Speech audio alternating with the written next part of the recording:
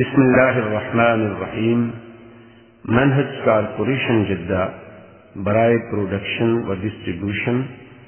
آپ حضرات کی خدمت میں قصص الانبیاء کا مبارک سلسلہ پیش کرنے کی سعادت حاصل کر رہا ہے۔ اب آپ اس مبارک سلسلے کا 15واں حلقہ سماعت فرمائیں۔ قالوا ان يسرق وقد سرق اخ له من قبل، کہنے لگے اچھا ہمیں پتہ نہیں تھا کہ یہ چوری کرتا ہے، ہمیں تو کوئی علم نہیں۔ اگر اس نے چوری کی ہے نا، اس کا ایک بھائی پہلے بھی تھا، اس نے بھی چوری کی، یوسف علیہ،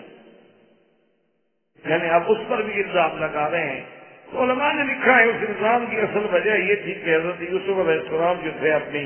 خالہ کے پاس رہتے تھے، اور خالہ چاہتی تھی بالکل بھی عین ہی یہی واقعہ تھا کہ جیسے آج یوسف بن یامین کو رکھنا چاہتے ہیں، خالہ یوسف علیہ السلام کو رکھنا چاہتی۔ تو انہوں نے یہ کیا کہ حضرت اسحاق علیہ السلام کی پگڑی مبارک تھی، تو وہ باندھ لی حضرت یوسف کی کمر کے نیچے اور اوپر سے قمیض پہنوا دیا۔ اب وہ تو بچے تھے، ان کو کیا پتا کیوں باندھا جا رہا ہے۔ اور جب یوسف علیہ السلام گھر آ گئے تو وہ آ گئی حضرت یعقوب کے پاس کہ آپ کا بیٹا جو ہے وہ حضرت اسحاق علیہ السلام کی جو پگڑی ہمارے ہاں نسلن بعد نسلن چلی آ رہی ہے، اتنی متبرک پگڑی کہ وہ تو چوری کر کے لایا۔ تو جب ان کے کپڑوں کی تلاشی بھی گئی تو وہ تو باندھا ہوا تھا۔ تو انہوں نے کہا کہ دیکھیں اب قانون یہی ہے کہ بھئی یوسف میرے حوالے کر، تو اس وقت حوالے کرتی۔ تو وہ الزام انہوں نے لگایا کہ ان یسرق وقد سرق اخ له۔ اور بعض علماء یہ بھی کہتے ہیں کہ یوسف علیہ السلام چونکہ کریم تھے، سخی تھے، طبیعت میں سخاوت تھی، تو گھر والوں سے پوچھے بغیر جو ہے نا طعام لے کے باہر فقیروں کو کھلا دیتے، تو اس کو بھی انہوں نے چوری کے لفظ سے تعبیر کیا کہ ان یسرق وقد سرق اخ له من قبل۔ جب یوسف علیہ السلام نے سنا تو آپ بڑے خوشی ہوئے اور چھپا لی بات، ظاہر نہ کی کہ چلو کہنے میں ان کو جو کہنا چاہتے ہیں، ہمارا مقصد جو ہے وہ تو حل ہو رہا۔ اس کے بعد انہوں نے حضرت یوسف علیہ السلام سے درخواست کی کہ یوسف علیہ السلام ان لہ ابا شیخا کبیرا فخذ احدنا مکانہ، ان کا باپ جو ہے نا جی وہ بوڑھا آدمی ہیں، بزرگ ہیں، بڑی عمر کے ہیں، اور بہت ان کے لیے مسئلہ ہو جائے گا کہ ان کا بیٹا ان سے جدا ہو جائے۔ آپ مہربانی کریں، اصل میں یہ ہے کہ وہ ایک ماں سے 2 بھائی ہیں اور باقی ہم الگ ماں سے ہیں، تو ہم میں سے آپ کوئی اور جو ہے اپنے پاس قید رکھ لیں اس پہ۔ تو حضرت یوسف علیہ السلام نے فرمایا عجیب بات کرتے، ہم کیوں؟ ہم بھائی معاذ اللہ جتنا متا ہے، قانون یہ ہے کہ جس طرح ہمارا سامان نکلے گا ہم اس کو لیں گے، اس کے علاوہ کسی کو کیوں لیں، ہم کیوں ظلم کریں؟ اور یوسف علیہ السلام کو روکنا بھی اپنے بھائی کو چاہتے تھے، ان کو کیوں روکے؟ اب جناب جب مایوس ہو گئے اور یوسف علیہ السلام بنیامین کو لے کے اپنے محل میں تشریف لے گئے، اب بھائیوں نے کہا کہ کیا کریں؟ ان میں سے جو بڑا بھائی تھا جس نے پہلے بھی رائے دی تھی کہ یوسف علیہ السلام کو قتل نہ کیا جائے، اس نے کہا کہ دیکھو بھائی بات یہ ہے کہ ہم سے ابا نے بڑے بڑے قسمیں لی تھی، وعدے لیے تھے، اور آج اللہ کی شان ہے کہ پھر ہم اسی مصیبت میں مبتلا ہو گئے، میں تو نہیں جاتا یہاں، میں تو یہی رہوں، میں کیا منہ دکھاؤں جا کے اپنے ابا۔ اب اس کا 2 حل ہیں، یا تو میرے والد مجھے اجازت دے دیں کہ بھئی آپ لوگوں کا قصور نہیں ہے، میں نے تحقیق کر لی ہے، واپس آ جاؤ، یا پھر اللہ میرے لیے کوئی اور راستہ پیدا کریں کہ بنیامین مل جائے، بادشاہ کے دل میں رحم آ جائے، وہ چھوڑ دے، میں اس کو لے کے آؤں، ورنہ کہیں۔ میں کہا ٹھیک، تو نے کہا سیدھی سی بات ہے کہ جب ہم جائیں گے تو آخر والد کو کیا کرنا؟ میں کہا کہ والد سے آپ کہیں بھئی ہمارا کیا قصور ہے، ہم نے تو کوئی کوتاہی نہیں کی۔ لیکن قرآن مقدس نے یہاں جو لفظ ذکر کیا ہے اس سے اندازہ ہوتا ہے کہ یوسف علیہ السلام کے بھائیوں کے دل میں ابھی تک یوسف علیہ السلام اور بنیامین کے بارے میں یعنی دل صاف نہیں ہوئے تھے، غصہ ختم نہیں، کیونکہ کہتے ارجعوا إلى أبيكم فقولوا يا أبانا إن ابنك سرق وما شهدنا إلا بما علمنا وما كنا للغيب حافظين. انہوں نے کہا کہ جاؤ واپس، فقولوا اپنے ابا سے کہو ان ابنک تیرے بیٹے ہیں، یعنی یہ بھی نہیں کہا کہ ہمارے بھائی ہیں، حالانکہ بھی بھائی ہے، تمہارا باپ تو ایک ہے، ہم ماں کا فرق ہو جائے، لیکن وہ تمہارا اللہتی بھائی ہے، ماں کا فرق ہے، باپ تو ایک ہے، کیونکہ یا بھائی اللہتی ہوتے ہیں یا حیافی ہوتے ہیں یا حقیقی ہوتے ہیں، شقیق ماں باپ ایک ہو تو حقیقی ہیں، اگر باپ ایک ہے اور ماؤں میں فرق ہے تو اللہتی. اور کبھی ایسا بھی ہوتا ہے کہ باپ پہلے سے ایک عورت کی شادی ہوتی ہے، اس کا بیٹا ہو، پھر وہ دوسرے آدمی سے شادی کر، وہ اخیافی کہلاتے ہیں. تو کہنے لگے کہ ابنک تیرے بیٹے نے چوری کی، یعنی کہا بندہ ایک تو وہ دکھ میں حضرت یوسف کا صدمہ ہے، اس پر پھر بنیامین کا صدمہ ہے، پھر یہ کہا جائے تمہارے بیٹے ہیں، یعنی کہ ہمارے بھائی نے، اور ساتھ یہ بھی کہہ دیتی کہ ہمیں غیب کا بھی علم نہیں تھا کہ ایسا ہوگا کہ خود بنیامین چوری کر لے گا. اور اگر آپ کو ہماری بات پہ اعتبار نہیں ہے، وَاسْأَلِ الْقَرْيَةَ الَّتِي كُنَّا فِيهَا وَالْعِيرَ الَّتِي أَقْبَلْنَا فِيهَا وَإِنَّا لَصَادِقُونَ. انہوں نے کہا ابا جان اگر آپ کو اعتبار نہ ہو تو آپ اس بستی والوں سے پوچھ لیں، یا وہ قافلہ جو آ رہا ہے وہ بھی قافلہ تھا، ان کے بھی علم ہے، ان سے پوچھ لیں کہ ہم نے کوئی کوتاہی نہیں کی، ہم نے ہر مقام پہ ہر بات پہ ہم سچے ہیں. اب اگر وہ خود چوری کرتے ہوئے پکڑا جائے تو ہم کیا کریں؟ تو بہرحال وہ واپس آئے، یعقوب علیہ السلام کو یہی کہا، لیکن اللہ کے پیغمبر نے بات فرمائی، قال بل سولت لكم انفسكم امرا فصبر جميل عسى الله ان يأتيني بهم جميعا انه هو العليم الحكيم. اب حضرت یعقوب علیہ السلام نے فرمایا کہ ٹھیک ہے جو کچھ کہہ رہے ہوئے تمہارے اپنے نفسوں کی گھڑی ہوئی بات ہے، لیکن بہرحال میں صبر جمیل پہ عمل کروں گا. ہو سکتا ہے کہ اللہ تبارک و تعالی مزید جو آزمائش پہ آزمائش ڈال رہے ہیں، مزید جو مجھے مصیبت پہ مصیبت آ رہی ہے، مزید پریشانی پہ پریشانی آ رہی ہے، مجھے یقین ہے صلی اللہ یأتینی بہم جمیعا کہ اللہ سب کو اکٹھا کر کے لائیں. اب سب کا معنی یہ ہے کہ یوسف علیہ السلام، بنیامین اور جو بیٹا وہاں ٹھہر گیا کہ میں نہیں جاتا، اس لیے حضرت یعقوب علیہ السلام نے جمع کا صیغہ استعمال فرمایا. اور یہیں سے یعنی علماء نے سبق دیا کہ آدمی کے لیے سب سے بڑی بات جو ہے وہ یہ ہے کہ صبر، اور ہر پیغمبر نے یہی بات کا درس دیا ہے امتوں کو. موسیٰ علیہ السلام نے بھی اپنی قوم سے یہی کہا تھا کہ جب مصائب کی اور مصیبتوں کی بھرمار ہو گئی، وَاسْتَعِينُوا بِاللَّهِ وَاصْبِرُوا، اللہ سے مدد پکڑو اور صبر. میرے آقا سرکار دو عالم صلی اللہ علیہ وسلم آپ بھی ہدایت فرماتے ہیں جیسے قرآن میں ہے کہ بشر الصابرین الذین اذا اصابتهم مصیبۃ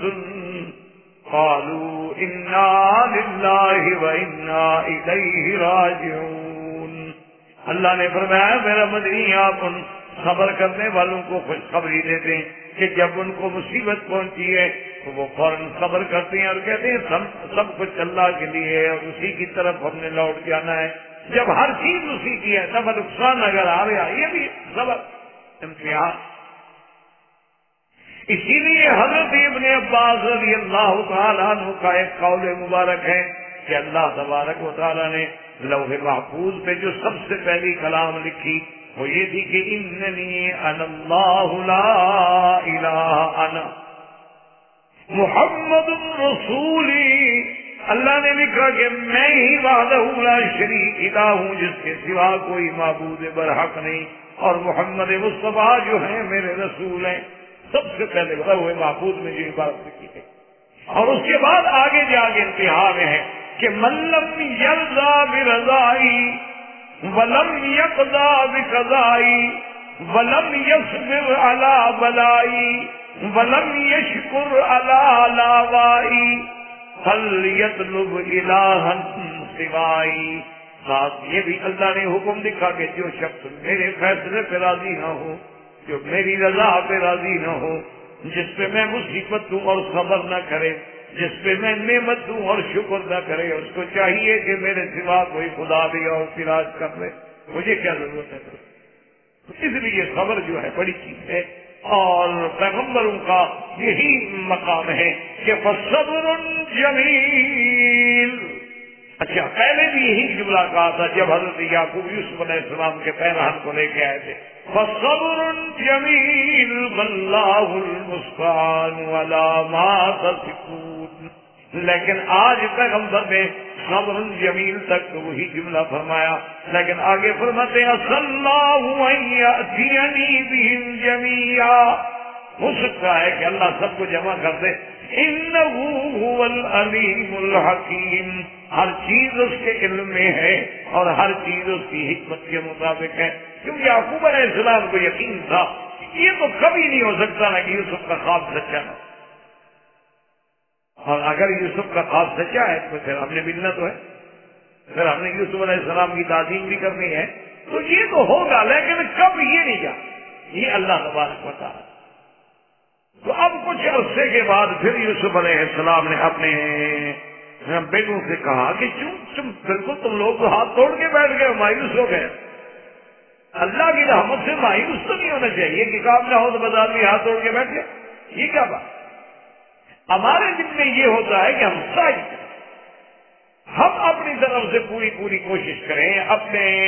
اسباب کی حد تک عمل کریں، باقی کابرانی یا ناکامی ہو تو اللہ کے ہاتھ میں ہے۔ کہا بیٹے جاؤ، کوشش کرو، تلاش کرو، اللہ کی رحمت سے نا امید کیوں ہوتی، اور کچھ چیزیں تھوڑی بہت لے جاؤ، ہو سکتا ہے کہ اللہ مہربانی کرے کچھ اور اللہ بھی لے آ۔ تو اب جناب بھائی جو تھے سارے کے سارے وہاں پہنچے اور یوسف علیہ السلام کی خدمت میں، اور آ کے بڑے گر گڑائے، کیونکہ اب بہت ترقی، اور آگے کہا کہ یا ایھا العزیز۔ یاد رکھو اصل میں بعض لوگوں نے عجیب کچھ کہانیاں بھی بنائی ہیں، کچھ روایات، کیونکہ قدرتی بات یہ ہے کہ بنو اسرائیل جو ہے نا، ان کو روایتیں بنانے کی بڑی عادت ہے، تو انہوں نے یہ بھی بنایا ہے کہ جی یا ایھا العزیز، کیونکہ اب حضرت یوسف علیہ السلام کو کہا جا رہا ہے قالوا یا ایھا العزیز، تو مطلب یہ تھا کہ وہ عزیز مصر جو تھا، وہ جس کا قصہ پہلے آپ سن چکے ہیں، امرأۃ العزیز، تو عزیز کہتی ہیں کہ مر گیا، اور اس کا نام تھا پوتی فال، اور بعض نے اس کا اور نام بھی لکھا ہے، بادشاہ جو تھا وہ ریان بن الولید۔ تو کہتی ہیں کہ بھئی جب وہ مر گیا تو اب زلیخا اس کی جو بیوی تھی، اس کے بعد پھر حضرت یوسف علیہ السلام سے اس کی شادی، اور بڑی تفصیل کے ساتھ انہوں نے اس داستان کو لکھا، حتیٰ کہ بعض کتابیں جو آج بھی دنیا میں تورات کے نام سے موجود ہیں یا تلمود کے نام سے موجود ہے، اس میں بھی یہ ذکر آتا ہے کہ پوتی فال جو تھا وہ مر گیا، اور اس کے مرنے کے بعد بی بی زلیخا جو ہے بادشاہ نے اس کی شادی جو تھی حضرت یوسف علیہ السلام سے۔ اچھا، اب چونکہ مصیبت یہ ہوتی ہے نا جی کہ جب ایک بات بنائی جائے نا، اس کے لیے پھر 100 باتیں بنانی پڑتی، ایک بڑا مشکل مرحلہ یہ بھی۔ اب سوال یہ پیدا ہوتا تھا کہ یوسف علیہ السلام تو عین شباب ہے، اور زلیخا کی عمر کتنی ہو گئی، تو اس کا بھی انہوں نے ایک حل نکالا کہ جی اللہ پاک نے اس کو پھر جوانی عطا فرما دی، اب اللہ کے آگے تو کوئی مشکل ہے نہیں۔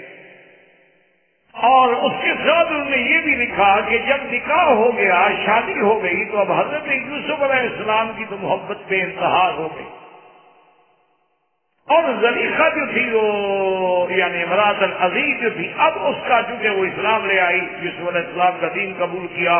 اور اللہ کی عبادت میں اتنی مشغول ہو گئی کہ اب حضرت یوسف انتظار فرماتے رہتی ہیں اور وہ عبادت میں مشغول ہے. تو ایک دن حضرت یوسف علیہ السلام نے اس سے کہا کہ زلیخا عجیب بات ہے، تمہیں وہ وقت بھول گیا ہے کہ تم میرے پیچھے بھاگتی تھی اور دروازے بند کرتی تھی مجھے پکڑنے کے لیے، اور آج میری بیوی ہو کے میں تمہاری انتظار کرتا رہتا ہوں.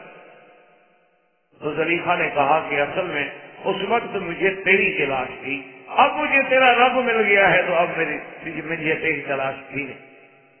اور اسی لیے پھر انہوں نے اس کو یہ بھی لکھا کہ آدمی جب آدمی کو تلاش کرتا ہے تو ناکامیوں کا سامنا ہوتا ہے، اور آدمی جب اللہ کے ساتھ لو لگا لیتا ہے تو پھر وہ سب چیزیں جو ہے اس کو مل جاتی ہیں. لیکن اس واقعے کا قرآن نے کوئی ذکر نہیں کیا اور نہ احادیث رسول نے ذکر کیا. لیکن یہ عجیب بات ہوتی ہے، اتفاق ہے کہ جھوٹ جتنا ہونا مزیدار بڑا، یہ اتفاق. اور پھر لوگوں کو نعوذ باللہ ایسی باتیں، اچھا بہت سارے اچھے لوگوں نے بھی قصے بنائے. جب ان سے یہ کہا گیا کہ بھی حضور پاک صلی اللہ علیہ وسلم کی حدیث مبارک ہے کہ من کذب علی متعمدا فلیتبوأ مقعدہ من النار، او کما قال النبی صلی اللہ علیہ وسلم، کہ جو مجھ پہ جھوٹی بات بنائے وہ جہنم میں اپنے آپ سے ٹھکانہ بنائے. انہوں نے کہا جناب حضور نے فرمایا من کذب علی، جو مجھ پہ جھوٹ بولے. ہم تو حضور پہ تو جھوٹ نہیں بول رہے، ہم تو حضور کے لیے جھوٹ بول رہے ہیں. ایک ہے اللہ کے نبی پہ جھوٹ بولنا، ایک یہ ہے کہ ہم تو ایسی باتیں جھوٹی حدیثیں بنا رہے ہیں کہ لوگ دین میں آئے، حضور کی محبت بڑھے، حضور کا عشق بڑھے. یہ تو ہم حضور کے لیے بنا رہے ہیں نا، حضور پر تو جھوٹ نہیں بول رہے ہیں. حالانکہ بات تو ایک ہی ہے کہ جو بات حضور نے نہیں فرمائی اس کی نسبت حضور کی طرف کرنا جھوٹ ہے، اور اس کی نسبت کے لیے جہنم کی سزا ہے کہ بھی جو بات حضور نے فرمائی نہیں وہ کیسے حدیث ہو سکتی ہے. اللہ تبارک و تعالی ہمارے حال پہ رحم فرمائے. بہرحال تو ایسی باتیں جو ہیں بڑی تاریخ میں عجیب عجیب قصے لوگوں نے بنائے ہیں. اس لیے یوسف و زلیخا پہ کتابیں لکھی گئیں اور اس میں عجیب عجیب قصص آئے. لیکن بات وہی حق ہے جو صحیح روایات کے ساتھ ثابت ہو. یہ ہمیں نہیں ملتا کہ واقعی امراۃ العزیز سے شادی ہوئی ہو. اصل میں بعض علماء نے یہ بھی لکھا ہے کہ ایک آدمی تھا، اس کا نام تھا پھوٹی کر، اس کی لڑکی سے شادی ہوئی تھی حضرت یوسف کی. تو لوگوں نے پھوٹی کر کا پھوٹی پھار بنا دیا. تو معمولی سی بات ہے، نام بگڑنے میں تو دیر نہیں لگتی. تھوڑا سا زبر زیر کا فرق آتا ہے. تو ہم جیسے مسجد بلال، حضرت بلال کی مسجد، حضور نماز پڑھتے تھے کعبہ شریف میں اور بلال پڑھتے تھے پہاڑ پر. کوئی عقل کی بات ہے، لیکن لوگوں نے بنا دی، مشہور ہوگی مسجد بلال. اصل میں کیا تھا؟ مسجد ہلال، کہ عرب والے جو تھے وہ پہاڑ میں کھڑے ہو کے چاند دیکھا کرتے تھے، وہاں سے کھڑے ہو کے چاند صاف نظر آتا تھا. تو اب معمولی سی بات ہے کہ ہلال کی ہا کا جو نیچے تھا اس نقطہ بنا دیا تو بلال بن گئی. فرق کیا پڑتا ہے؟ بات بدلنے میں کوئی دیر تو لگتی ہے. تو بہرحال اصل قصہ یہ ہے کہ وہ نکاح ہونے کا کوئی ثبوت نہیں، نہ ہمارے پاس قرآن پاک نے ذکر کیا ہے اور نہ کسی حدیث رسول عربی صلی اللہ علیہ وسلم میں اس کا ذکر ملتا ہے. تو بہرحال اصل بات یوں سمجھے کہ عزیز جو ہے یہ کوئی عہدہ نہیں. قرآن نے جو بار بار عزیز کا لفظ ہے یہ ایسے ہے جیسے ہم کہتے ہیں نا اپنی زبان میں سرکار، سرکار جس کوئی بھی بڑا حاکم اس کو کہتے ہیں جی سرکار کا فرمان ہے، وہ سرکار کا حکم ہے جی، اور جی جو سرکار فیصلہ یعنی ایک اعزاز کا، جیسے کسی کو آنریبل کہہ دیں آپ، تو یہ اعزاز ہے، یہ عہدہ نہیں. ایک ہوتا ہے کہ عہدہ، ایک ہے کہ اعزاز ہے. یہ اعزاز تھا، عہدہ کوئی نہیں تھا. اب تو یوسف علیہ السلام ماشاءاللہ پوری امور سلطنت میں گویا کہ ان کا مکمل کر دو. قالوا یا ایھا العزیز مسنا واہلنا الضر وجئنا ببضاعۃ مزجاۃ فأوف لنا الكيل وتصدق علينا إن الله يجزي المتصدقين. اب بھائی آئے تو اب جناب وہ اکڑ چکر سے نکل گئی. اب تو وہ غرور اور وہ کہنے لگے کہ اے مہربان عزیز، عزیز مصر مہربانی کرو، ہم اور ہمارے گھر والے بالکل خاتون پہ پہنچ گئے ہیں، ختم ہو گئے، اور ہم بہت معمولی سی چیز لے کے آئے ہیں، پونجی جو ہے ہماری اب تھوڑی رہ گئی ہے، اتنا پیسہ نہیں کہ ہم آپ کو صحیح معنی میں بدلا دیں۔ وَجِئْنَا بِبِضَاعَةٍ مُزْجَاةٍ،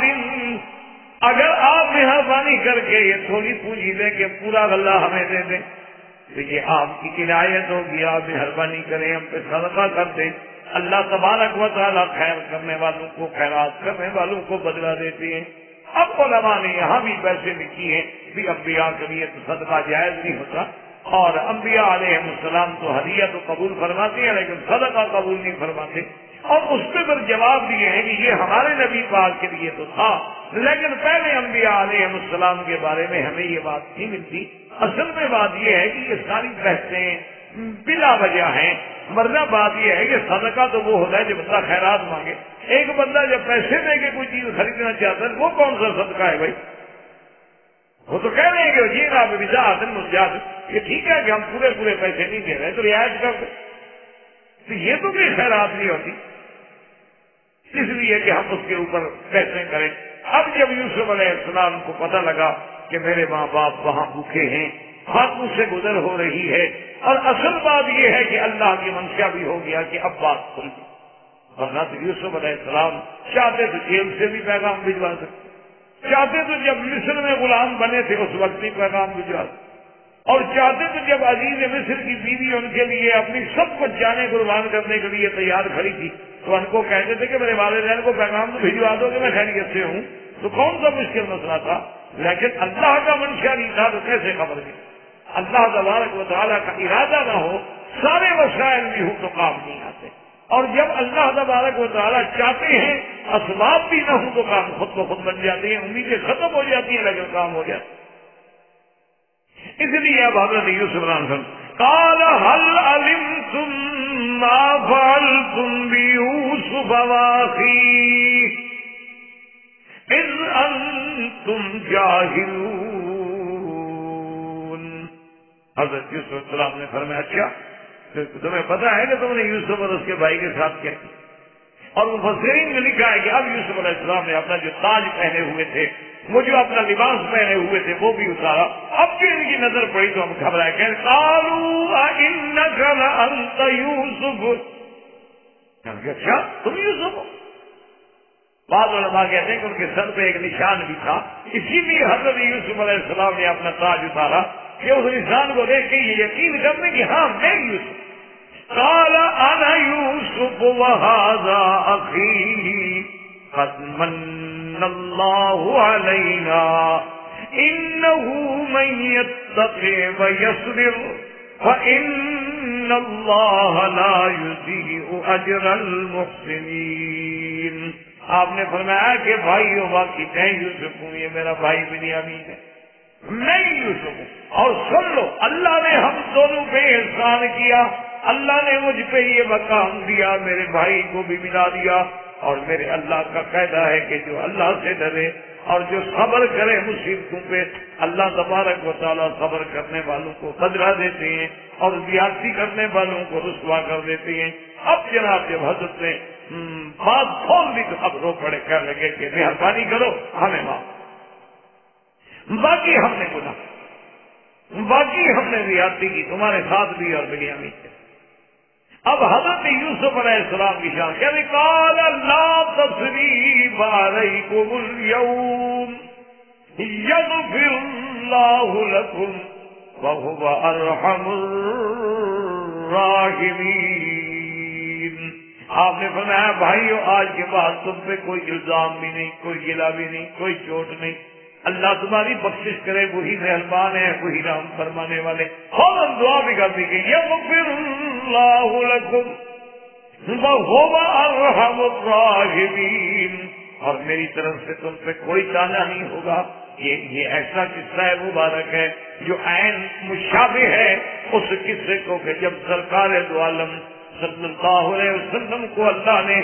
مکہ فتح کرا دیا، آپ غالب ہو کر فاتح ہو کر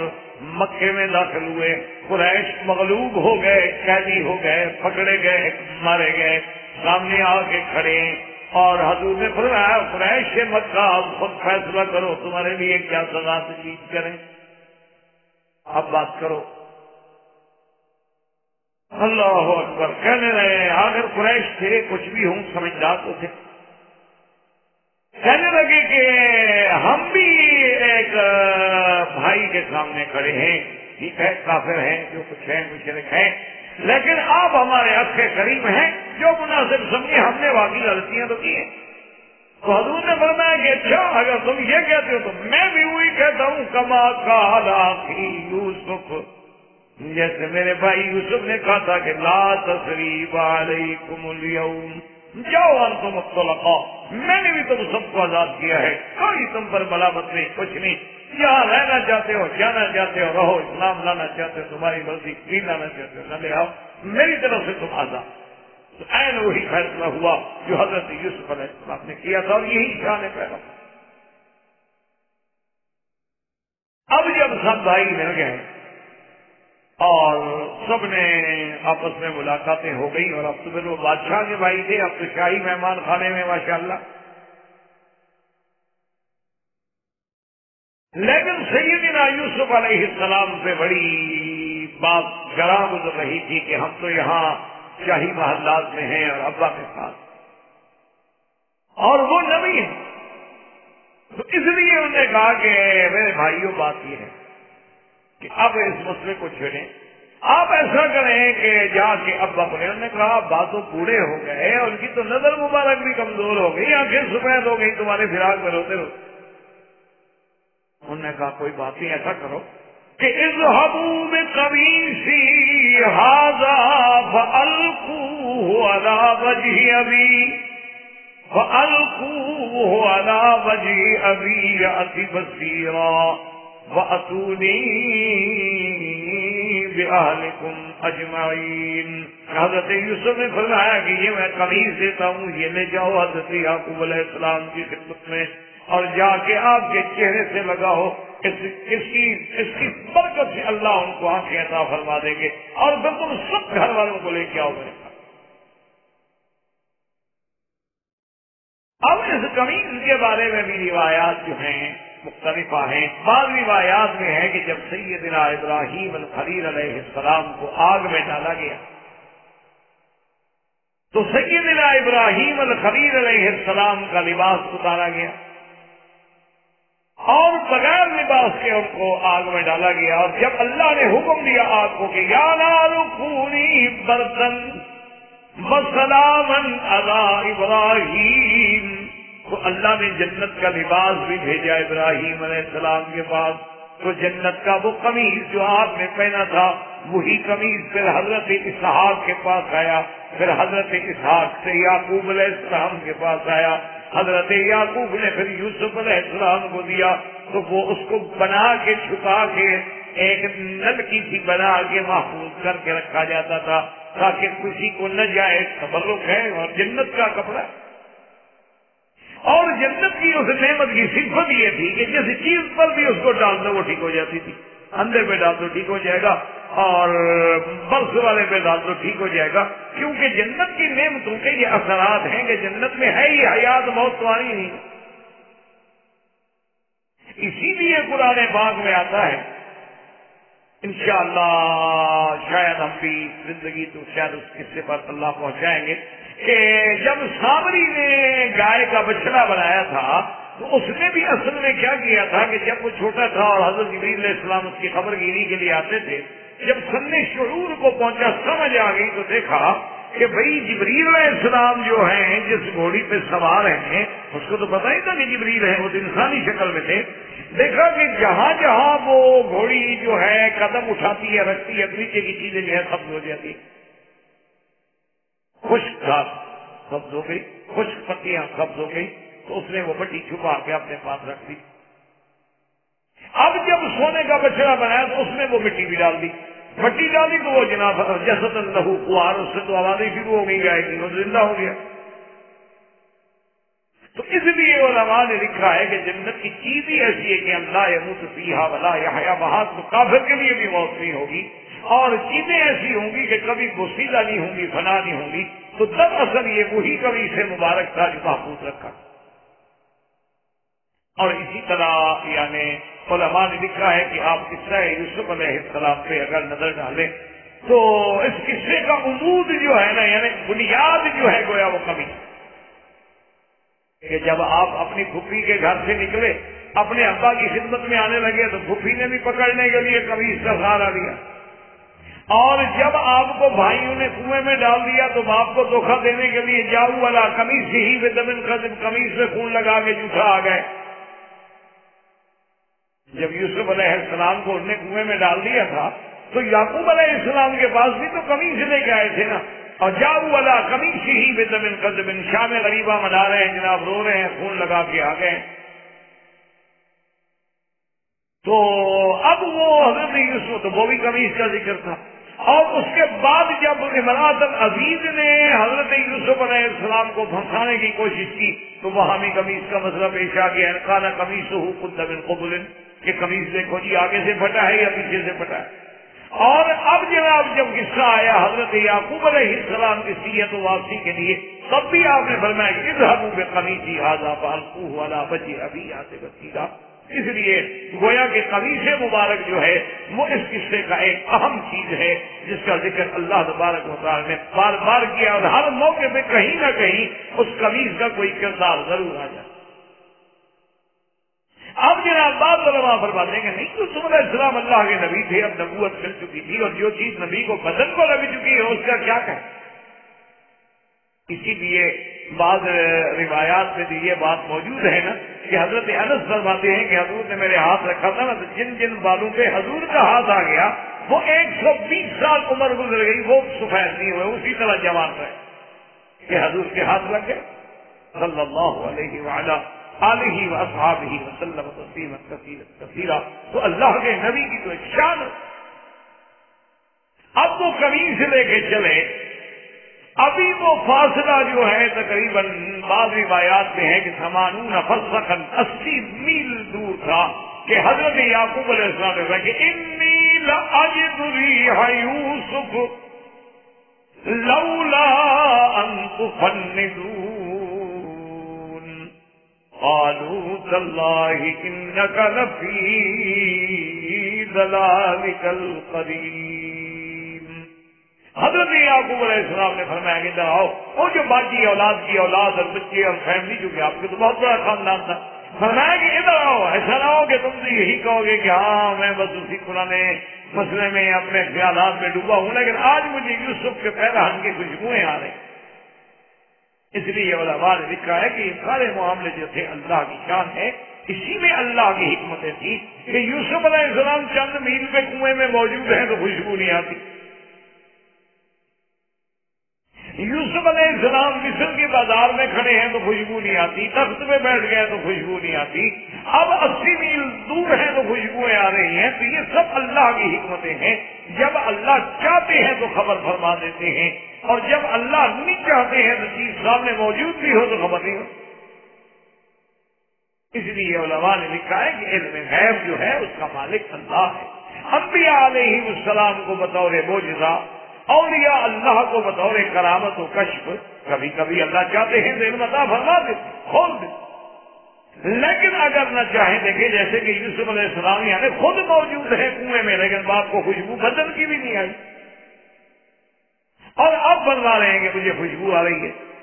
تو جب سارے گھر والے اکٹھے، انہوں نے کہا ابا جان آپ تو بس اسی پرانے خیال میں بیٹھے ہیں، آپ کو تو ہر وقت بس ایک ہی خیال ہے اپنا یوسف علیہ السلام کا. ابا نے فرمایا اچھا ٹھیک ہے، ابھی تو میری بات نہ مانو لیکن میں جو کہہ رہا ہوں اسے.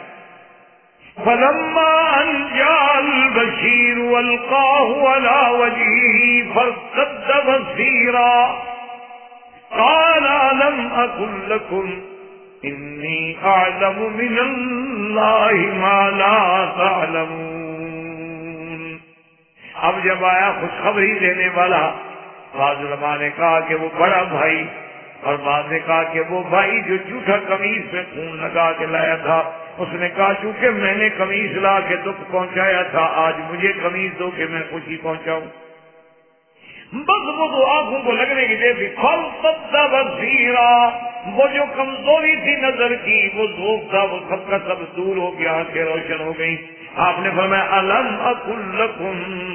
میں نے تم لوگوں سے نہیں کہا تھا کہ مجھے جو اللہ نے علم دیا ہے تم کو علم نہیں؟ مجھے تو یقین ہے، میں خواب پہ بیٹھا ہوں، مجھے تو یقین ہے کہ یوسف ملے گا، میں جو بھی کہہ رہا ہوں اللہ تبارک و تعالیٰ نے مجھے اس کا علم عطا فرمایا ہے۔ اب جناب جب سارے کے سارے بیٹے بھی اکٹھے ہو گئے، یوسف و بنیامین نہیں ہے تو قالوا یا ابانا استغفر لنا ذنوبنا انا كنا خاطئین قال سوف استغفر لكم ربی انه هو الغفور الرحیم۔ سب کہنے لگے کہ ابا جان مہربانی کریں، ابا جان اب ہمارے لیے آپ بھی معاف کریں اور اللہ سے بھی ہمارے گناہوں کی معافی مانگیں، ہم اپنے گناہوں کا اقرار کرتے ہیں، ہم نے واقعی بھی آتی کی یوسف علیہ السلام کے ساتھ بھی، آپ کے ساتھ بھی، بنیامین کے ساتھ بھی، اب مہربانی کریں آپ خطا کا اقرار کرتے ہیں۔ حضرت یعقوب علیہ السلام نے فرمایا سوف استغفر لكم ربی انه هو الغفور الرحیم۔ آپ نے فرمایا صبر کرو، بہت جلدی وقت آ رہا ہے، میں تمہارے لیے اللہ سے معافی مانگوں گا اور میرا اللہ بخشنے والے ہیں اور مہربان ہے۔ اب علماء فرماتے ہیں کہ یہ بہرحال قرآن میں قصہ یوسف میں ایک سمجھنے والی بات ہے کہ جب یوسف علیہ السلام کو انہوں نے کہا کہ ہمارے لیے معافی مانگو، نے تو فوراً کہہ دیا یغفر اللہ لکم، اللہ تمہیں معاف کرے۔ لیکن جب ابا سے کہا کہ مہربانی کر کے ہمارے لیے معافی مانگے، ہم خطاؤں کا اقرار کرتے ہیں، انہوں نے فوراً نہیں مانگی، انہوں نے کہا اب مانگوں گا لیکن صبر۔ تو انہوں نے کہا اس کی کیا وجہ تھی کہ بھئی حالانکہ شفقت تو اور برداشت اور شفقت اور رحمت اور رافت جو ہے وہ تو سب سے زیادہ یعقوب علیہ السلام میں تھی، لیکن یوسف علیہ السلام نے تو فوراً دعا کر دی۔ لیکن ابا کہتے ہیں کہ نہیں ابھی میں دعا نہیں کرتا، سوف استغفر لکم ربی، میں اپنے رب سے تمہارے لیے بخشش مانگوں گا۔ اس کی وجوہات علماء نے لکھی ہے کہ اصل میں یعقوب علیہ السلام کا منشا یہ تھا کہ جب سحر کا وقت ہوگا یعنی تہجد کا وقت ہوگا، رات کا آخری حصہ ہوگا، تو اس وقت میں اپنے بھائیوں کے اپنے بیٹوں کے لیے معافی مانگوں گا کہ کوئی چھوٹا موٹا جرم تو ہے نہیں، اللہ کے نبی کو ستانا، ایک اللہ کے پیغمبر کو کنویں میں ڈالنا، اللہ کے پیغمبر کو جا کے کھوٹے پیسوں میں بیچ دینا، پھر خون جھوٹا لگا کے اللہ کے نبی کے سامنے آگے جھوٹ بولنا، یہ ساری باتیں کو معمولی تو تھی نہیں۔ اس لیے انہوں نے کہا کہ میں تمہارے لیے اپنے اللہ سے بخشش مانگوں گا۔ تو مفسرین کرام فرماتے ہیں کہ آپ کا منشا مبارک یہ تھا کہ میں وقت سحر مانگوں گا، کیونکہ وقت سحر ایسا ہوتا ہے کہ ينزل ربنا تبارک و تعالی، اللہ عرش معلیٰ سے آسمان دنیا پہ تشریف لاتے ہیں اور ندا فرماتے ہیں کہ حل من صائب، ہے کوئی مانگنے والا مجھ سے مانگے۔ وہ ایک ایسی گھڑی ہوتی ہے، ایسا وقت ہوتا ہے کہ اللہ کی رحمت جوش میں۔ اسی لیے ایک صحیح روایت میں ہے کہ حضرت عبداللہ ابن مسعود رضی اللہ تعالیٰ عنہ بیٹھے ہوئے تہجد پڑھ کے جب بیٹھے تو کہنے لگے مولا تو نے حکم دیا کہ میری عبادت کرو، ہم نے تیری عبادت کی، تو نے حکم دیا میری اطاعت کرو، ہم نے تیری اطاعت کی، اب عبادت بھی کر لی، اطاعت بھی کر لی، اور یہ سحر کا وقت ہے، یہ سحر کا وقت ہے، تیرا وعدہ ہے کہ میں معاف کرتا ہوں، پھر ہماری دعائیں بھی منظور فرما۔ اسی لیے قرآن کہتا ہے کہ مومنون کی صفت کیا ہے کہ والمستغفرین بالاسحار، کہ جو سحر کے وقت میں اپنے اللہ سے معافی مانگے، سحر کے وقت میں، تہجد کے وقت میں، یعنی سدس الاخیر میں، یعنی اگر رات جو ہے نا جی 12 گھنٹے کی ہے، 10 گھنٹے کی، 8 گھنٹے کی، اس کو 6 حصے میں تقسیم کرتے، جو آخری حصہ ہے وہی آپ سب سے زیادہ اللہ کی رحمت کا اور استجابت کا اور مستجاب ہونے کا سب سے بڑا وقت ہے۔ اس لیے علماء کہتے ہیں کہ حضرت یعقوب علیہ السلام نے فرمایا کہ سوف استغفر لکم ربی، میں تمہارے لیے مانگوں گا لیکن صبر۔ اور بعض علماء نے اس کا ایک اور وجہ لکھی، انہوں نے کہا بات یہ ہے کہ جب یوسف علیہ السلام سے انہوں نے کہا کہ بھئی ہمارے گناہ معاف کر دو، تو یوسف علیہ السلام نے معاف کر دی، ان کا تو ذاتی مسئلہ تھا، معاف کر سکتے، ان کو ستایا گیا تھا، تو جس کو تکلیف پہنچائی جائے اس کو تو معاف کرنے کا اختیار۔ لیکن جب انہوں نے یعقوب علیہ السلام سے کہا تو یعقوب علیہ السلام کو تو ابھی پتا نہیں ہے کہ یوسف نے معاف بھی کیا ہے کہ نہیں کیا، بنیامین نے بھی ان کو معاف کیا ہے کہ نہیں کیا. انہوں نے کہا کہ بخشش مانگوں گا، پہلے میں تسلی تو کر لوں کہ جن کے تم مجرم ہو انہوں نے معاف کیا ہے کہ نہیں کیا. اس لیے حضرت یعقوب علیہ السلام نے فرمایا کہ سوف استغفر لکم ربی، صبر کرو انشاءاللہ آنے والے وقت میں تمہارے لیے بخشش مانگوں گا اور میرا مولا جو ہے بڑے مہربان. اچھا، اسی میں ایک اور بات جو ہے اس پر بھی علماء نے بڑی بڑی ابحاث لکھی ہیں کہ بھی یوسف علیہ السلام اب ساری بات بھی کھل گئی، اب تو کوئی راز نہیں رہا، اب تو بنیامین مل گیا، بھائی مل گئے، ان کو یوسف کا پتہ لگ گیا، تو خود قمیص تو بھجوا رہے ہیں لیکن خود کیوں نہیں گئے والد کو ملنے کے لیے؟ یعنی کہتے ہیں کہ کبھی باتونی بہالکم اجمعین، تم سب کو لے کے آؤ. حالانکہ چاہیے تو یہ تھا، آخر بیٹے ہیں یوسف علیہ السلام، کہ جتنا بڑا شان بلند کیوں نہ ہو جائے. کہتے ہیں اچھا بھائی اب تو اللہ کی اجازت بھی ہوگی، اب تو ہم خود جاتے ہیں. تو حضرت یوسف علیہ السلام کا نہ جانا اور بھائیوں سے کہنا کہ باتونی بہالکم اجمعین، تم لے کے آؤ. علماء کرام نے اس کے بڑے بڑے جوابات لکھے ہیں، لیکن آسان بات آپ یاد رکھ لیں کہ اصل منشا حکم خدا بندی اسی طرح تھا کہ جیسے پہلے راز نہ کھولنے کا حکم تھا، اب بھی حکم یہ تھا کہ یوسف تم اپنے مقام پہ رہو، ہم نے یعقوب کو لانا ہے تمہاری طرف. کیونکہ ثابت تو یہی تھا نا کہ یوسف کی اتنی بڑی عظمت دکھائی گئی کہ ابا بھی سجدہ کرے. تو جب اس کو اتنا بڑے مرتبے پہ دکھانا ہے تو اللہ تبارک و تعالیٰ کا منشا مبارک ہے. اس کے مقابلے پہ حضرت موسیٰ علیہ السلام کے بارے میں جب پتہ لگ گیا نا کہ فرعون کے گھر میں ہیں اور دودھ بھی پی رہے ہیں اور بہن بھاگتی ہوئی آ گئی اور اس نے کہا اما جان بالکل نہ گھبراؤ، بالکل ڈرنے کی بات نہیں، میرا بھائی محفوظ ہے، اور بلکہ باہر سارے آپ کے افسر کھڑے ہوئے ہیں آپ کو لینے کے لیے، آپ چلیں. اس نے کہا میں تو نہیں جاتا. کیوں؟ کہا اللہ نے وعدہ کیا تھا کہ ہم موسیٰ کو تیری طرف لوٹائیں گے، یہ تھوڑا کہا تھا کہ مجھے موسیٰ کے پاس لے جائیں گے. انا رادوہ الیک، کہ ہم موسیٰ کو تیری طرف لوٹائیں گے. تو بس خدا لوٹائے گا، میں تو نہیں جاتا. تو وہاں اور بات تھی اور یہاں جو ہے وہ اور بات ہے. تو اسی لیے اللہ تبارک و تعالی رحمت فرمائے کہ حالات کا یعنی ایک بڑا جبر ہوتا ہے. تو اصل سیدھی بات یہ یاد رکھیں کہ یہ بھی حکم خداوندی تھا، ورنہ اللہ کا پیغمبر یوسف علیہ السلام ایسے کیسی بات کہتے. اب قرآن کہتا ہے فلما دخلوا علی یوسف آوى إليه أبويه وقال ادخلوا مصر إن شاء الله آمنين ورفع أبويه على العرش وخروا له سجدا وقال يا أبت هذا تأويل رؤياي من قبل قد جعلها ربي حقا وقد أحسن بي إذ أخرجني من السجن وجاء بكم من البدو من بعد أن نزغ الشيطان بيني وبين إخوتي إن ربي لطيف لما يشاء إنه هو العليم الحكيم. حضرت یوسف علیہ السلام باہر آ گئے استقبال کے لیے پورے لاؤ لشکر کے ساتھ. اچھا بات بیان میں ہے کہ جب اتنا بڑا لشکر دیکھا دیا تم نے سان بیٹے سے کہا یہ تو جنود یہ کام جنود فرعون لگتا ہے، فرعون کا کوئی لشکر ہے. انہوں نے کہا نہیں فرعون کا لشکر نہیں ہے، تو تیرے بیٹے کا لشکر ہے. اب تو مصر میں بادشاہ ہے یوسف. اب یوسف علیہ السلام آئے تو عزت و اکرام کے ساتھ لے گئے. ورفع ابویہ علی العرش، ان کو بٹھایا اور جناب وخروا له سجدا، حضرت یوسف عرش پہ بیٹھے اور والدین جو تھے. صحیح بات یہ ہے قرآن کہتے ہیں ابویہ، بعض کہتی ہیں کہ ماں بہت ہو گئی تھی، خالہ تھی اور خالہ بھی ماں کے درجے میں ہے، لیکن اصل بات وہی ہے جو قرآن کہتا ہے. جب قرآن کہتے ہیں ابویہ ہیں تو ابویہ. اس کے بعد جناب وہ سجدے میں آئے وخروا له سجدا.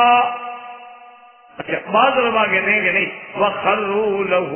اللہ کے آگے جھک گئے، یعنی کہ یعقوب نے یوسف کو سجدہ کیا. بعض علماء نے فرمایا کہ اتنی بحث کی ضرورت نہیں ہے، اس شریعت میں یہ ساری چیزیں جائز تھیں، اللہ کے حکم کے ساتھ تھا، اللہ ہی نے تو خواب دکھلایا تھا، اور نبی کا خواب جو ہے مباح ہی ہوتا ہے۔ یہ تو شریعت اسلام میں سیدنا محمد رسول اللہ کی شریعت میں اللہ نے منع کر دیا کہ لا تسجدوا للشمس ولا للقمر واسجدوا للہ الذی خلقہن ان کنتم ایاہ تعبدون۔ اور جب کسی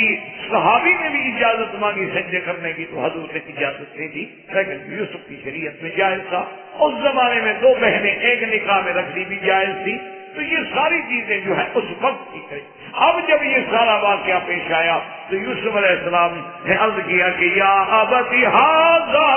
تعبیر رؤیائی، آج اللہ نے میرے خواب کی تعبیر جو ہے وہ سچ کر دکھائی ہے، یہ وہ خواب ہے جو میں نے دیکھا۔ اور اس کے بعد کہتی ہیں کہ وقت احسن بی، اور اللہ نے میرے ساتھ کتنا احسان فرمایا، اذ اخرجنی من السجن، کہ اللہ پاک نے مجھے قید خانے سے نکالا تو تخت پہ بٹھا دیا۔ علماء نے لکھا ہے کہ یہاں سے حضرت یوسف علیہ السلام نے قصہ شروع کیا، یہ قصہ ابتدا سے کہ بجان میں آپ سے جدا ہوا، مجھے بھائی لے گئے، مجھے کنویں میں ڈال دیا، وہاں سے قصہ شروع نہیں کیا، بلکہ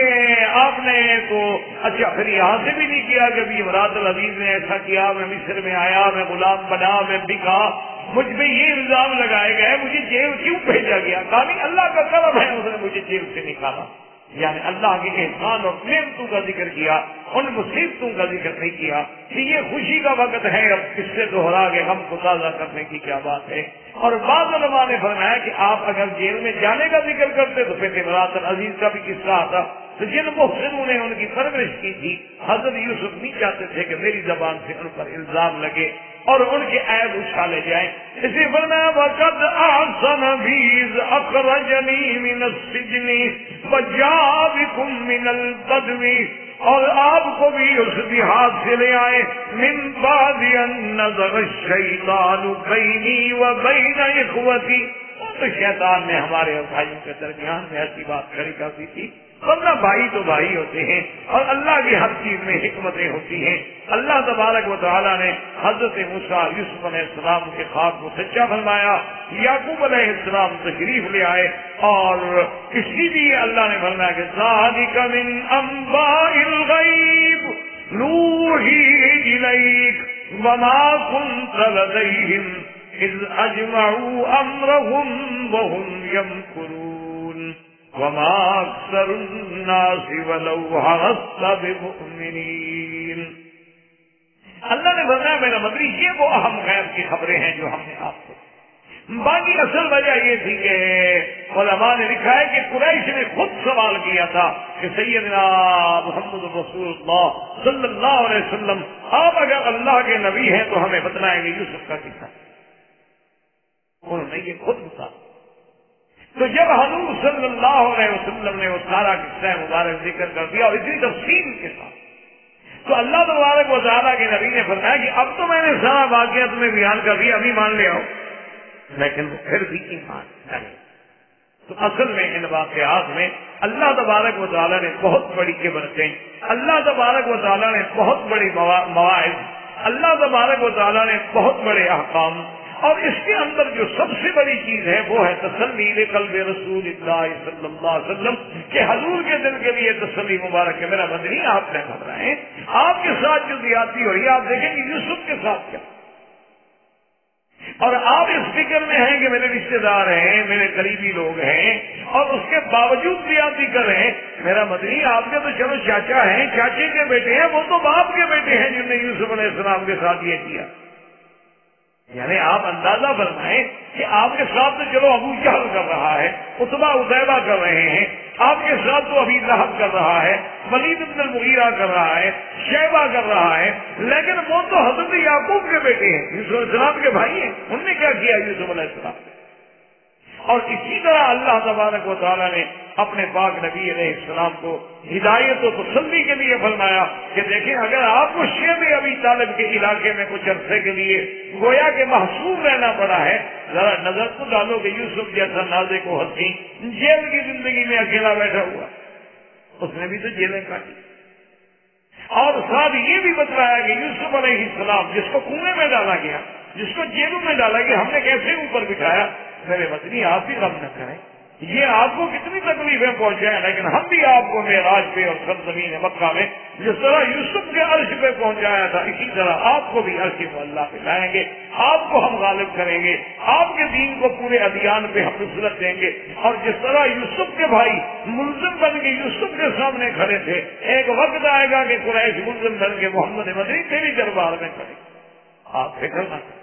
اس لیے اللہ تبارک و تعالیٰ نے قرآن مقدس کے واقعات مبارکہ میں انبیاء علیہ السلام کی قصص مبارکہ میں مواعظ ہوتے ہیں، عبر ہوتے ہیں، حکمتیں ہوتی ہیں اور تسلی ہوتی ہے اللہ کے نبی کے لیے، مومنین کے لیے، کلمہ پڑھنے والوں کے لیے۔ تم کیا گھبراتے ہو؟ جب نبیوں پہ ایسے مراحل گزرے تو آپ کیا، آپ یا ہماری پھر حیثیت کیا؟ اگر انبیاء علیہ السلام پہ یہ تکلیفیں آئیں، اگر اللہ کے پیغمبروں پر ایسی کھٹن منازل آئیں، اگر انہیں جیل کی صعوبتوں سے گزرنا پڑا، اگر انہیں اپنے بھائیوں کے ہاتھوں کنویں میں قید ہونا پڑا، تو تم کیوں وقت؟ اس لیے اللہ تبارک و تعالیٰ نے ایسے قصص بیان فرمائے، اور سب سے عظیم قصہ، مفصل قصہ اور من اول ہی الی آخر ہی حضرت یوسف علیہ السلام کا تھا۔ اللہ آپ کو بھی اور مجھے بھی اس کے پڑھنے، سمجھنے اور اس پہ عمل کرنے کی توفیق عطا فرمائیں۔ وما علینا الا البلاغ وآخر دعوانا ان الحمد للہ رب العالمین۔ برادران اسلام، واجب الاحترام بزرگوں، دوستوں، بھائیوں، عزیز نوجوان، قصص الانبیاء علیہ السلام کے دروس کے سلسلے میں آج ہم سیدنا ایوب علیہ السلام اور ان کے ساتھ ذوالکفل علیہ السلام کے بارے میں کچھ پڑھیں گے۔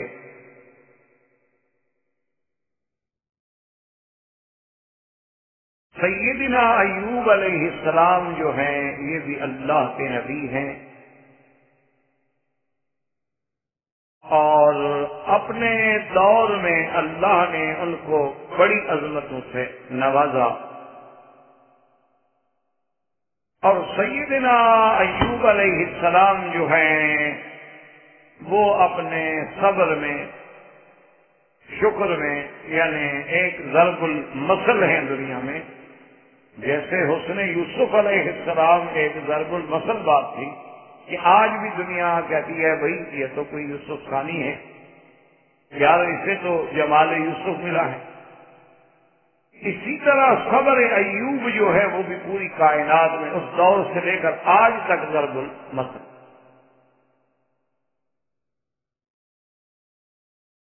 سیدنا ایوب علیہ السلام کے بارے میں کتابوں میں بے انتہا اختلافات ہیں، بعض انہیں رومی مانتے ہیں، بعض انہیں عربی النسل مانتے ہیں، بعض انہیں بنو اسرائیل سے مانتے ہیں، یعنی حتیٰ کہ کتب سابقہ میں بھی اس موضوع پہ بے حد اختلاف ہے، حتیٰ کہ بعض لوگ تو اس حد پر بھی چلے گئے کہ ایوب علیہ السلام نام کا کوئی نبی گزرا ہی نہیں۔ اسی لیے پھر علامہ رحمت اللہ کیرانوی رحمت اللہ علیہ، جو اپنے دور کے ایک بہت بڑے عظیم عالم، متبحر علوم شرعیہ اور عیسائیت کے رد پہ جو اپنے دور میں ایک سند اتھارٹی تھے، اور جن کی کتاب اظہار الحق ایک بہت عظیم اور علمی اور تاریخی اور فکری کتاب ہے۔ اب تو ماشاء اللہ اس کے اردو اور انگریزی اور فرانسیسی ہر زبان میں بھی تقریباً تراجم آ چکے ہیں۔ آپ نے شاید کبھی دیدات کے پروگرام دیکھے ہوں جو ہیں جنوبی افریقہ سے، جن کا تعلق، اب تو بیچارے مریض ہیں، صاحب فراش ہیں، عیسائیت ان کے، شاید آپ نے کبھی پروگرام ویڈیو پہ اس طرح انداز سے دیکھے ہوں۔ تو آپ یہ اندازہ کریں کہ یہ دیدار صاحب جو ہیں یہ صرف اسی کتاب کو پڑھ کے ہی اتنا بنے، اس کا کتنا بڑا علم ہوگا اس کا۔ تو انہوں نے بھی تحقیق کی ہے، اور بیلی نے جو اعتراضات کیے ہیں سیدنا ایوب علیہ السلام پر، اس کا انہوں نے باقاعدہ جواب دیا ہے۔ اور سب سے افضل بات یہ سمجھیں کہ ہم باقی کتابوں کی طرف تو اس وقت جائیں نا کہ جب ہمارے پاس اپنا مر جانا ہو۔ اللہ نے قرآن مقدس میں جہاں ذکر فرمایا ہے تو اس آیات مبارک کے ضمن سے یہ بات ہمیں صاف معلوم ہوتی ہے کہ حضرت ایوب علیہ السلام کا تعلق جو ہے وہ سیدنا ابراہیم الخلیل علیہ السلام کی اولاد سے ہے، اور آپ حضرت اسحاق کی اولاد۔ اللہ نے من ذریتہ داؤد و سلیمان و یوسف و موسیٰ و ہارون، آخر میں فرماتے ہیں وَأَيُّوبَ وَإِلْيَاسَ۔ تو ذریت ہی کا ضمیر جو ہے وہ سیدنا ابراہیم علیہ السلام کی طرف راجع۔ تو جب ہمیں قرآن پاک سے روشنی مل جائے تو پھر ہمیں کسی اور چیز کی ضرورت باقی نہیں رہتی۔ سیدنا ایوب علیہ السلام نبی ہیں، اور اللہ نے ان کو صبر اور شکر کا اور سخاوت کا اور مظلوموں اور غریبوں سے مواسات و ہمدردی کا اتنا بڑا جذبہ دیا تھا کہ اگر آپ کو پتہ لگ جاتا کہ محلے میں کوئی بھوکا ہے، جب تک اسے کھانا نہ کھلاتے آپ بھی کھاتے۔ اگر انہیں پتہ لگ جاتا کہ ہمارے اس شہر میں کوئی ایک آدمی ہے، ایک گھرانہ ایسا ہے جن کے پاس کپڑا نہیں ہے، تو آپ اسی وقت بے چین ہو جاتے جب تک کہ انہیں کپڑے نہ پہنچائیں۔ اور اللہ نے حضرت ایوب علیہ السلام اپنے وقت کے صدیق بھی کہلاتے، ہر بات میں سچے۔ اور سیدنا ایوب علیہ السلام کو اللہ نے بے انتہا نوازا تھا، یعنی عزت سے، اقتدار سے، مال سے، اہل سے، اولاد سے، یعنی کوئی ایسی نعمت نہیں تھی اس دور میں جو اللہ نے آپ کو عطا فرمائی۔ مال ہے، اولاد ہے، بیٹے ہیں، بیٹیوں کو بیٹے ہیں، بیٹیاں ہیں، اور پھر جناب باغات ہیں، فصل، ہر نعمت جو تھی، مال مویشی، ہر کوئی کمی۔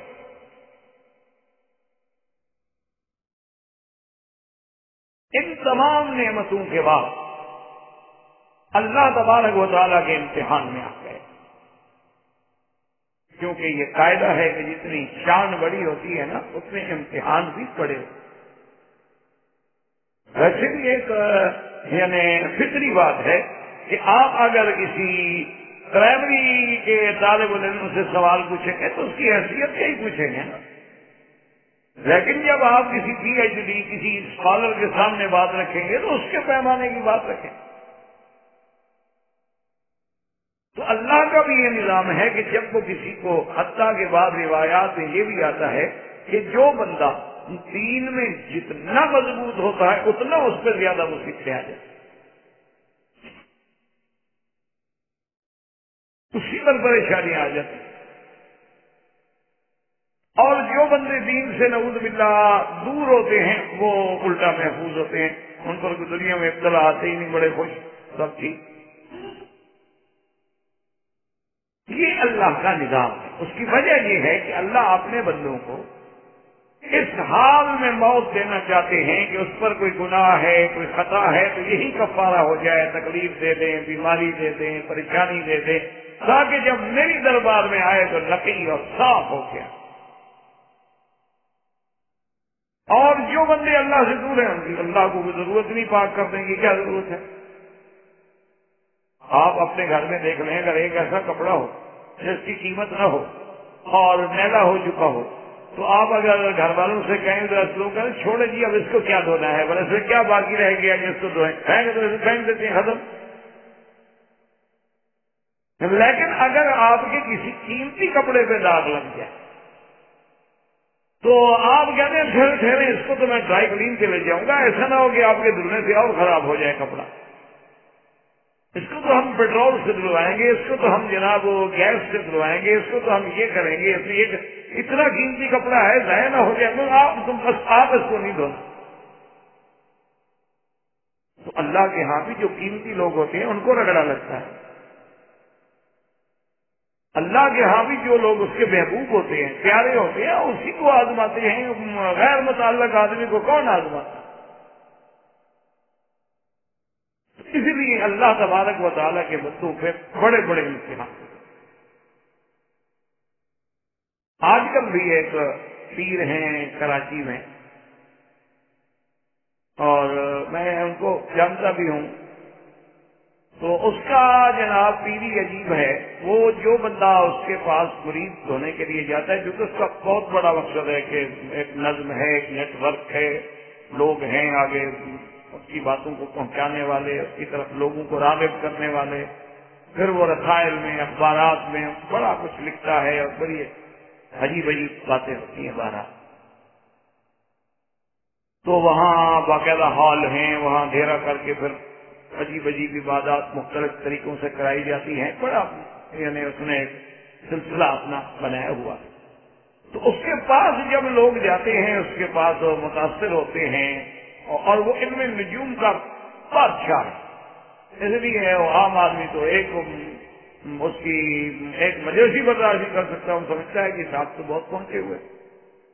اس کو تو بس آپ نام بتا دیں، ایک سیکنڈ میں آپ کی ہسٹری نکال کے رکھ دیں۔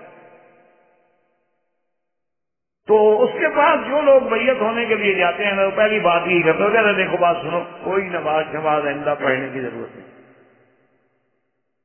بس کبھی کبھی موقع مل جائے تو پڑھ لیا کرو، کوئی ایسی پابندی شبندی کی ضرورت نہیں ہے۔ اور یہ کیا تم نے یار شلوار قمیض ربی چادر لنگی پرانے کپڑے سٹ پہنو ٹھیک ٹھاک، داڑھی ہو تو یار کیا تم نے کیا، شیو کراؤ، میرا مرید بننا ہے تو میری بات پہ چلنا ہے۔ اچھا، اور لوگ جو ہیں جناب وہ کہتے ہیں ہم بڑی پریشانی میں جاتے ہیں، اس کے کہنے پہ چلتے ہیں، 8-10 دن سے ہماری پریشانی ختم ہو جاتی، کیونکہ جب ایمان ہی نہ رہا تو پریشانیاں تو خود ختم ہو جانی ہیں۔ جب وہ اسلام سے دور کر دیتا ہے امتحان ختم ہو جاتا۔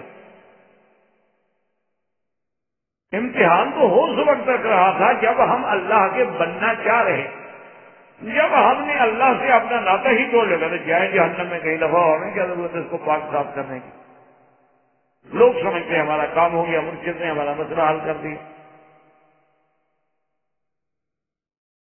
تو اس لیے ہمیشہ یاد رکھیں کہ جتنا ذات اور شان بڑی ہوتی ہے، امتحان بڑے ہوتے ہیں۔ اب اس میں مختلف روایات، ایک روایت تو یہ نقل کی گئی ہے کتب متقدمہ سے کہ ابلیس لعین نے اللہ تبارک و تعالیٰ سے درخواست کی کہ مولا، یہ آپ کا بندہ ہے ایوب علیہ السلام، بڑا شکر گزار، بڑا عابد، بڑا زاہد، یہ آپ کا شکر کیوں نہ کرے؟ آپ نے اس کو عزت دی، اقتدار دیا، دولت دی، بچے دیے، بیٹے بیٹیاں دی، مال دیا ہے، کون سی نعمت ہے کہ اس کے پاس نہیں ہے؟ اس کے بعد اگر یہ آپ پہ شکر کر رہا ہے تو کوئی کمال ہے؟ شکر تو تب ہو اس سے سب کو چھین لو، میں دیکھوں پھر آپ کو یاد بھی کرتا ہے۔ اللہ نے حکم دیا کہ ٹھیک ہے، ہم اپنے بندے کو آزماتے ہیں، تمہیں ہم تصرف دیتے ہیں کہ جاؤ کر۔ تو اس نے جناب سب سے پہلے تو یہ کیا کہ حضرت کا جو مال تھا نا جی، اس کو آگے تباہ کر دیا، اور ایک انسانی شکل میں، ایک عام بندے کی شکل میں اطلاع بھی دے دی کہ حضرت آپ کا جتنے مال، مویشی، گھوڑے، بکرے، خیل، بغال، سب کے سب جل گئے۔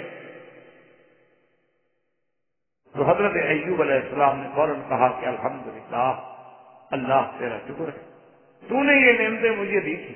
اور اگر تو نے مجھ سے چھین لی ہے تو تیری اسی میں حکمت ہے کہ جتنا ٹائم میں ان جانوروں کا مال کی خبر گیری میں لگاتا تھا اتنا اور تیری یاد کروں گا۔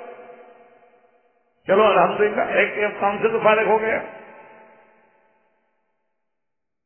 اب اس نے جناب دوبارہ یہ حملہ کیا کہ آپ کا پورا اہل و عیال جو تھا وہ ایک مکان میں بیٹھے تھے، اور ایک پارٹی کی دعوت تھی، کھانے پہ سب کٹھے تھے، اس نے اوپر سے چھت گرائی، سارے کے سارے بیوی بچے عیال ایک دم ایک منٹ میں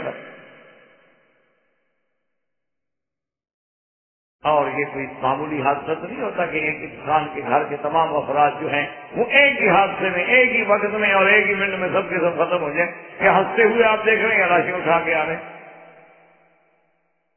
حضرت ایوب علیہ السلام کو جب اسلام دی تو آپ نے کہا انا للہ و انا الیہ راجعون، الحمدللہ اللہ اس میں بھی تیری حکمتیں ہیں، شاید میرا وقت جو گھر کی یاد میں اور بچوں کی یاد میں گزرتا تھا وہ اب تیری یاد میں گزرے گا، الحمدللہ ہم اور تیرا ذکر بڑھا دیں۔ ابلیس لعین اب تو بڑا پریشان ہو، اس نے کہا یہ بندہ اللہ کا تو کسی طرح بھی قابو نہیں آ رہا، اس کو اللہ نے اتنی نعمتیں دی تو اندیشہ تھا کہ اس آرام میں، دولت میں، اقتدار میں آ کے خدا کو بھول جائے گا، وہاں بھی نہیں بھولا۔ پھر ہم نے آزمائش کے لیے اولاد ختم، مال ختم، بیٹے بیٹیاں ختم، لیکن پھر بھی وہ کہتے ہیں الحمدللہ اس نے تو مجھے برباد کر دیا، یہ تو میرے قابو میں نہیں آ رہا۔ تو اس نے درخواست کی کہ اللہ تبارک و تعالیٰ مجھے حضرت ایوب علیہ السلام کے بدن پر بھی تسلط دے، کہ اب اس کے مال پہ تو آزمائش آ چکی ہے، اب باقی تو آپ کی جان مبارک ہے۔ تو اللہ تبارک و تعالیٰ کی اجازت سے ان کو یہ اجازت بھی دی، اور شیطان نے آ کے ایسا تصرف کیا کہ آپ کے بدن پہ ایسی کوئی پھونک ماری کہ پورے بدن جو تھا وہ پھوڑوں سے اور زخموں سے اور خارج ہو گئی۔ اس کے بعد حتیٰ کے بعد کتب سابقہ میں یہ بھی ملتا ہے کہ الجدری جسے آپ چیچک کہتے ہیں کہ سب سے پہلے حضرت ایوب علیہ السلام کو یہ بیماری لاحق، یہ بھی کتابوں میں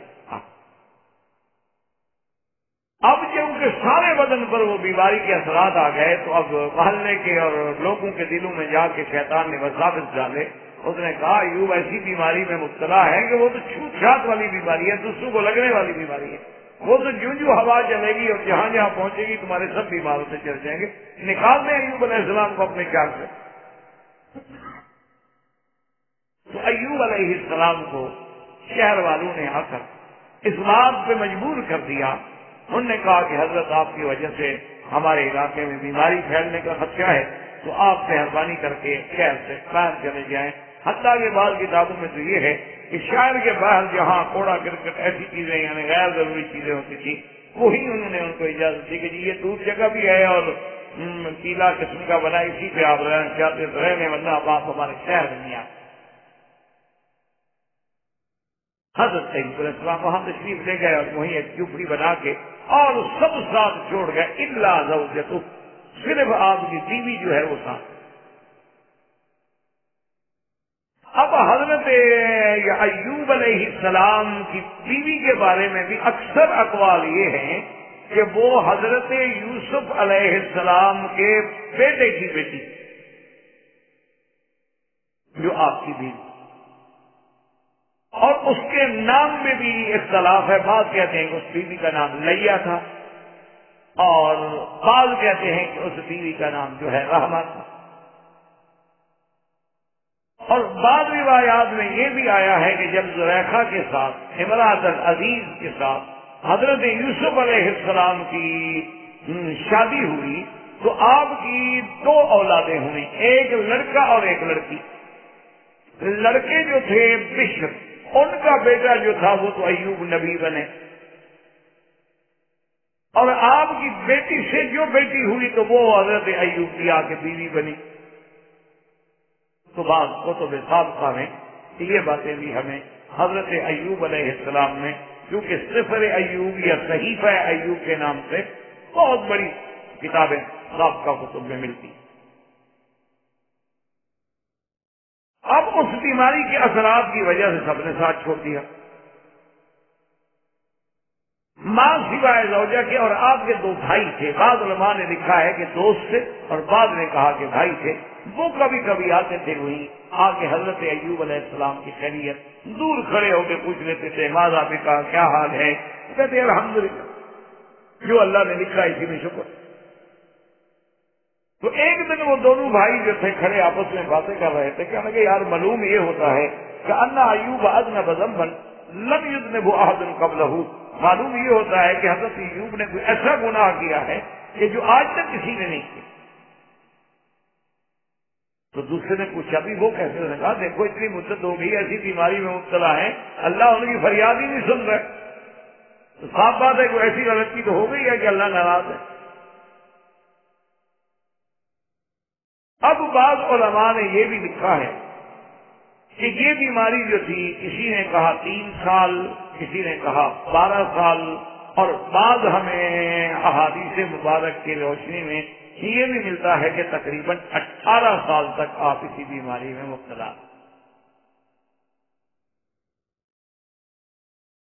اب نتیجہ یہ ہوا کہ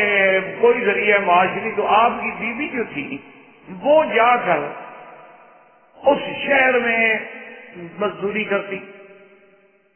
اور جو کچھ کھانے کے لیے مل جاتا وہ بیچاری کھانا اٹھا کے لے آتی، اس کو حضرت ایوب علیہ السلام کو بھی پیش کرتی اور آپ بھی کھاتی، اور اسی جھوپڑی میں اللہ تبارک و تعالیٰ کا شکر کر کے سو جاتی۔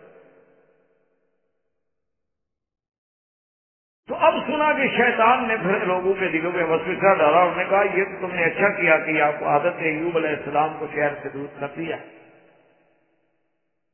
لیکن ایوب علیہ السلام کی بیوی جو ان کے ساتھ رہتی ہے، رات کو وہیں رہتی ہے، 24 گھنٹے ہوئی رہتی ہے، وہ تو آتی ہے آپ لوگوں کے شہر میں آ کے کام کرتی ہے، اسی سے بھی بیماری پھیل سکتی، تو ان کی بیوی کو بھی روک دو کہ وہ نہ۔ تو اب مختلف گھر والوں نے حضرت ایوب علیہ السلام کی بیوی کو بھی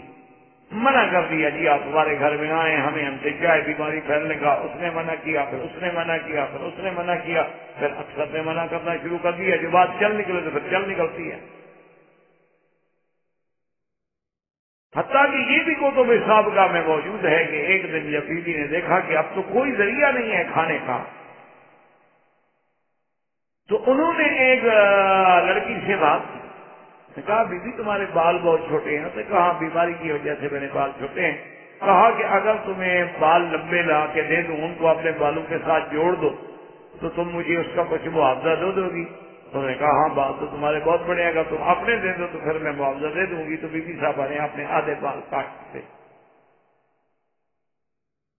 اور وہاں سے جو کچھ ملا پھر حضرت ایوب علیہ السلام کی خدمت میں تھے۔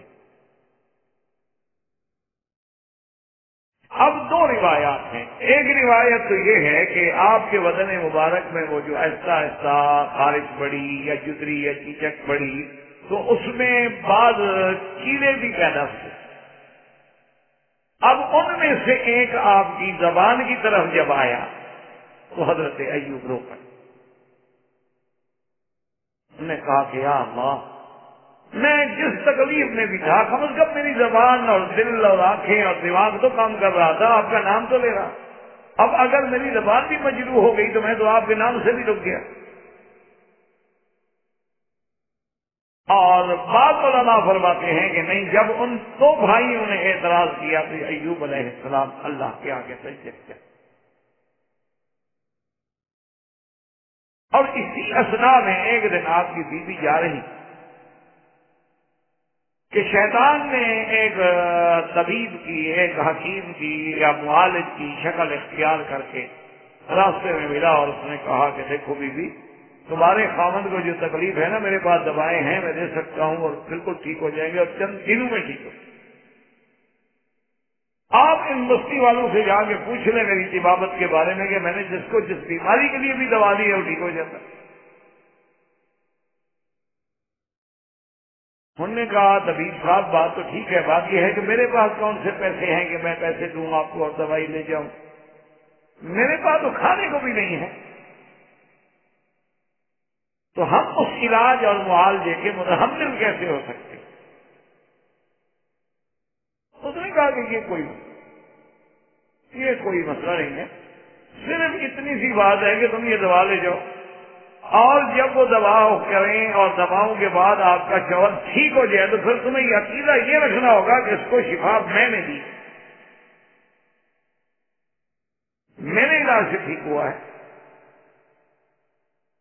اور بعض روایات میں یہ ہے کہ اس نے کہا کہ تم ایسا کرو کہ حارث کے نام کی ایک منت بھی ساتھ مان لو، علاج بھی لے جاؤ اور حارث کی منت نہیں مان لو. تو اس نے کہا عجیب بات نہیں ہے طبیب صاحب کی، اور دوائیں تو تم نے مہربانی کر کے ہمیں مفت دے دی. منت مان لے ہمارے پاس روٹی کھانے کو نہیں، اسی پہ ہم کیا کریں گے؟ منت جو مان لوں کیا کھلاؤں کیا پکاؤں، کچھ تو ہو نا دینے کے لیے. خود نے کہا یہ بھی کوئی مسئلہ نہیں، ایسا کریں یہ مکھیاں جوڑ رہی ہیں یہ تو مفت ہیں، ایک مکھی پکڑ کے حارث کے نام پہ تم چڑھا دو. یہ بھی ایک چیز ہے، ایک منت ہی ماننی. حارث کو کیا ضرورت ہے تمہاری چیزوں کی، بکرا ہو یا دمبا ہو یا بکری ہو یا مکھی ہو. انہوں نے کہا چاہیے تو آسان کا. تو دوائیں لے کر اور یہ سارا مشورہ لے کر جب ایوب علیہ السلام کی خدمت میں آئیں اور انہیں آگے بتلایا کہ ایسا ایسا بندہ تھا اور ایسی شکل تھی اور ایسی بڑا ہی کوئی ہمدرد اور بڑا ہی خیر خواہ، اور اس نے یہ دوائیں بھی مفت میں دے دی اور شرط بھی عجیب سی رکھی ہے کہ حارث کے نام کی منت مانی، میں نے وعدہ کر دیا کہ مانے. حضرت ایوب علیہ السلام نبی تھے جو اس میں آگے فرمایا تمہیں پتا ہے حارث کون ہے؟ شیطان تھا. تم اللہ کو چھوڑ کے غیر اللہ کی منت مانو گی، یہ تو شرک ہے. اور نبی کی بیوی ہو کر مجھے شرک کا سبق پڑھا رہی ہو. لو عافانی اللہ، اگر اللہ نے مجھے صحت دی تو میں تمہاری پشت پہ 100 پھوڑا تھا. تو بہرحال ان تمام واقعات کے بعد ویسے تو حضرت ایوب علیہ السلام ہر وقت ہی اللہ سے معافی مانگتے تھے، لیکن پھر طبیعت میں ایسا غم آیا، تذبذب آئی، زاری آئی کہ آپ فوراً سجدے میں گرے اور کہا یا اللہ مار فورا،